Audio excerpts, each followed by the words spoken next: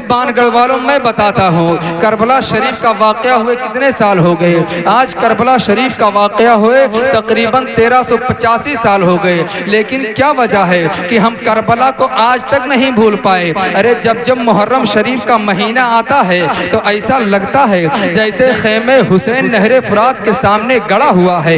جب محرم شریف کا مہینہ آتا ہے تو ایسا لگتا ہے جیسے حضرت عباس علم بردار مشکیزہ لے کر کے میدان کربلا میں کھڑے ہوئے ہیں۔ جب محرم شریف کا مہینہ آتا ہے تو ایسا لگتا ہے جیسے حضرت علی اکبر جو ہے میدان کربلا میں اپنی جوانی کو لے کر کے کھڑے ہوئے ہیں۔ آج ہم کربلا کو کیوں نہیں بھول پائے ہیں؟ حضرات گرامی، کیا کربلا کے بعد اور بھی قربانیاں نہیں دی گئیں؟ کیا کربلا کے بعد اور بھی حادثات نہیں ہوئے؟ یقیناً کربلا کے بعد بہت بڑے حادثات ہوئے، کربلا کے بعد بھی دردناک حادثات ہوئے، لیکن ہماری قوم نے اس حادثات کو بھلا دیا۔ حضرات گرامی، میں آپ کی 10 منٹ لوں گا، پھر میں آپ کو امام حسین کی شان بتاؤں گا۔ اگر آپ مجھے 10 منٹ برداشت کر لیں گے پھر میں آقا حسین کی عظمت آپ کو بتاؤں گا۔ حضرات گرامی، غرناطہ اسپین کا نام آپ نے سنا ہوگا۔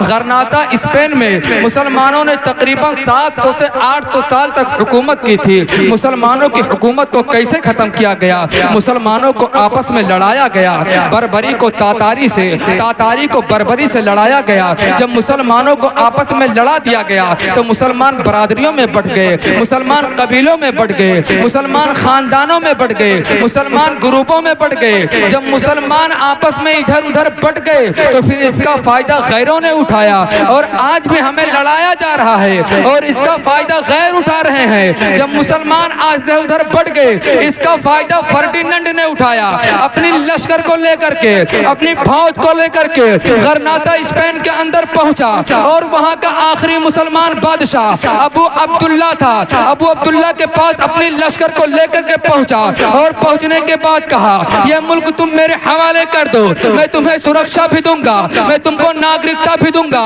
یہ ملک مجھے دے دو۔ اب ابو عبداللہ نے مسلمانوں کو جمع نہیں کر پایا، ابو عبداللہ مسلمانوں کی فوج کو جمع نہیں کر پایا، اپنے لشکر کو جمع نہیں کر پایا۔ حال کیا ہوتا ہے مسلمانوں؟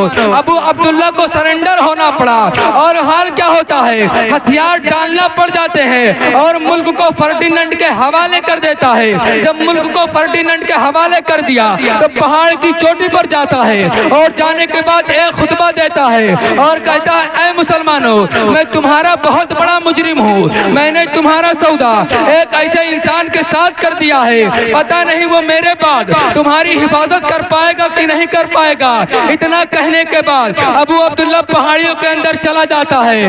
ادھر معلوم ہے مسلمانوں کے ساتھ کیا ہوتا ہے؟ مسلمانوں کو کشتی میں بٹھایا گیا، اور سمندر کے کنارے لے جانے کی وجہ سے ان کو لے جانے کے لیے لے جا کر کے بیچ سمندر میں کشتیوں کو جو ہے کشتیوں کو سمندر میں ڈبو کر کے وہی مسلمانوں کو مار دیا جاتا ہے۔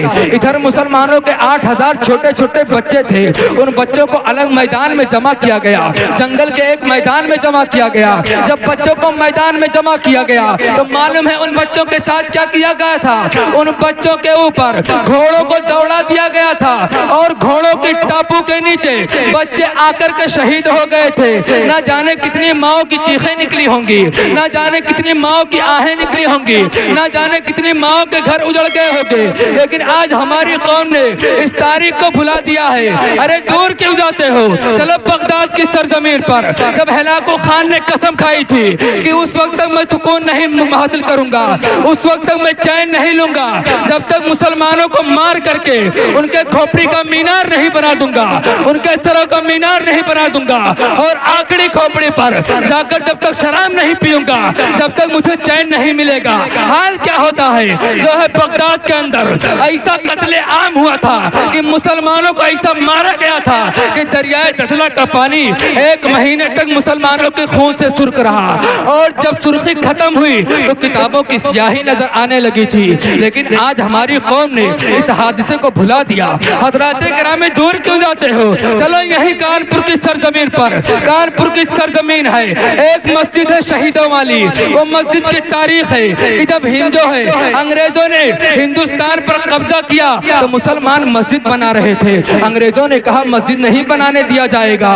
مسلمانوں نے کہا ہم بنائیں گے. انگریزوں نے کہا تم بنا کے دکھاؤ. مسلمانوں نے کہا تم روک کے دکھاؤ. حال کیا ہوتا ہے؟ مسلمانوں نے چھوٹے چھوٹے بچوں کو بھیج دیا کہ بیٹا جاؤ تم مسجد کی تعمیر کرنے کے لیے. تم معصوم ہو, تم ابھی بچے ہو, تم کو جو ہے نقصان نہیں پہنچایا جائے گا. جب مسلمانوں کے چھوٹے چھوٹے بچے مسجد کو تعمیر کرنے کے لیے جاتے ہیں, جب مسجد کی تعمیر کر رہے تھے تو انگریزوں نے 17 راؤنڈ گولیاں چلائی تھی اور 17 راؤنڈ گولیاں چلا کر کے ان چھوٹے چھوٹے معصوم بچوں کو وہیں پر شہید کر دیا گیا تھا.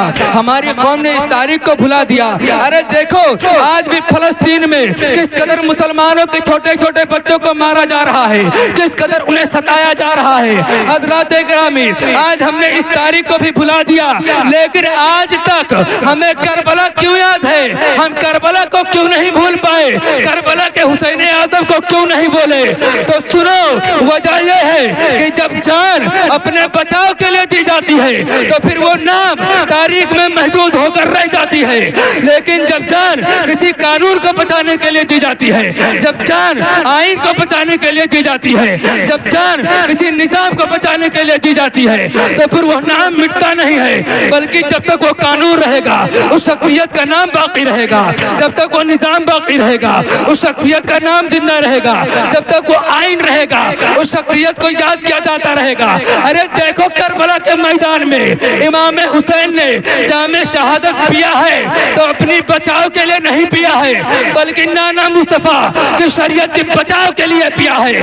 ارے جب تک نانا کا دین رہے گا امام حسین کو یاد کیا جاتا رہے گا, جب تک اسلام رہے گا امام حسین کو یاد کیا جاتا رہے گا, جب تک اذانیں ہوتی رہیں گی امام حسین کو یاد کیا جاتا